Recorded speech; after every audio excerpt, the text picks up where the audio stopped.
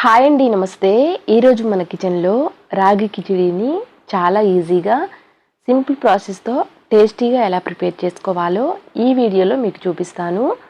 ఈ కిచిడీని వారంలో కనీసం ఒక్కసారి తీసుకున్నా కానీ ఆరోగ్యానికి చాలా మంచిదండి.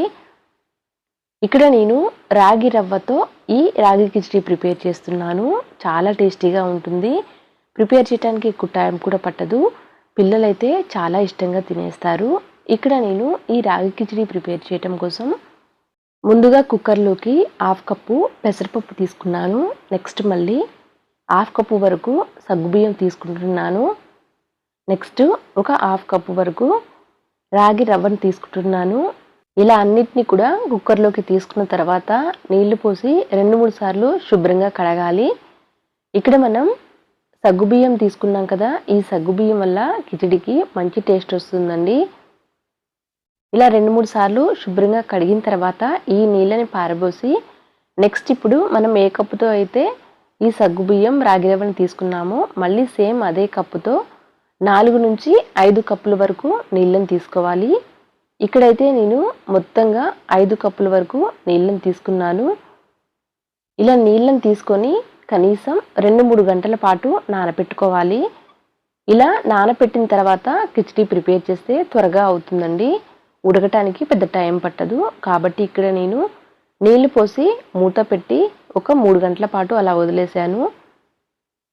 ఇలా చక్కగా నానిన తర్వాత మళ్ళీ ఇప్పుడు మిగతావన్నీ వేసుకొని కుక్కర్ని స్టవ్ మీద పెట్టి ఉడికించాలి. ఇక్కడ వీడియోలో చూపిస్తున్న విధంగా ఇలా చక్కగా నానాలి.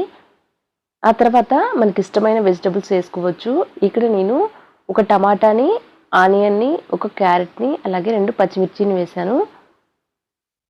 నెక్స్ట్ ఇప్పుడు మళ్ళీ వీటిలోకే ఇక్కడ నేను ఒక గుప్పెడు వరకు మునగాకుని తీసుకుంటున్నాను. ఆ తర్వాత కొంచెం పసుపుని, నెక్స్ట్ కొన్ని మిరియాలు కూడా తీసుకుంటున్నాను. ఇలా తీసుకున్న తర్వాత ఇప్పుడు అల్లం వెల్లుల్లి తరుగును కూడా కొంచెం తీసుకున్నాను. ఇలా వేసేసి కుక్కర్ మూతను పెట్టి స్టవ్ మీద ఉంచి కనీసం 4 నుంచి 5 విజిల్స్ వచ్చే వరకు మీడియం ఫ్లేమ్లో పెట్టి ఉడికించాలి. సగ్గుబియ్యం, పెసరపప్పు త్వరగానే ఉడుకుతాయి, కానీ రాగి రవ్వ ఉడకాలి కాబట్టి కనీసం మీడియం ఫ్లేమ్లో 4 నుంచి 5 విజిల్స్ వచ్చే వరకు ఉడికించాలి.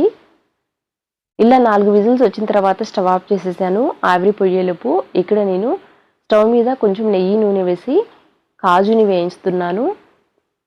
లో ఫ్లేమ్లో పెట్టి ఈ కాజుని మాడకుండా చక్కగా కాస్త రంగు మారే వరకు వేయించుకోవాలి. నెక్స్ట్ ఇప్పుడు కొంచెం కరివేపాకు కూడా వేసి దోరగా వేయించుకొని స్టవ్ ఆఫ్ చేసేయాలి. ఇలా వేగిన తర్వాత స్టవ్ ఆఫ్ చేసేసి పక్కన పెట్టేస్తున్నాను. ఈలోపు ఆవిరి కూడా అంతా పొయ్యి ఉంటుంది కదా, ఇప్పుడు కుక్కర్ మూతను తీసేయాలి. కుక్కర్ మూతను తీసి ఒకసారి చెక్ చేసుకోవాలి. సరిగా ఉడికినట్లయితే చక్కగా మ్యాష్ చేసేసి మనం వేయించుకున్న కాజు వేసుకోవచ్చు. ఒకసారి చూసిన తర్వాత ఉడకనట్లు అనిపిస్తే మాత్రం మళ్ళీ కుక్కర్ మూతను పెట్టి మరో విజిల్ వచ్చే వరకు ఉడికించుకోవచ్చు. ఇక్కడ నేను చక్కగా ఉడికింది కాబట్టి మ్యాష్ చేసేసి ఒకసారి కన్సిస్టెన్సీని చూసుకోవాలి. తాగటానికి వీలుగా ఉండేట్లు ఉంది కాబట్టి ఇక్కడ నేను వాటర్ ఏమీ యాడ్ చేయట్లేదు ఎక్స్ట్రాగా. ఒకవేళ కాస్త గట్టిగా అనిపిస్తే మాత్రం మరి కొంచెం వాటర్ని వేడి చేసి వేసుకోవచ్చు. ఇప్పుడు వేయించి పెట్టుకున్న కాజుని, కరివేపాకుని వేసేసాను. ఇక్కడ చూడండి, ఈ మాత్రం కన్సిస్టెన్సీ ఉంటే తినేటప్పటికి మరి కాస్త గట్టి పడుతుంది. చాలా సింపుల్ ప్రాసెస్తో హెల్దీ వేలో రాగి కిచిడి ప్రిపేర్ అయింది. అంతే అండి. Thank you for watching.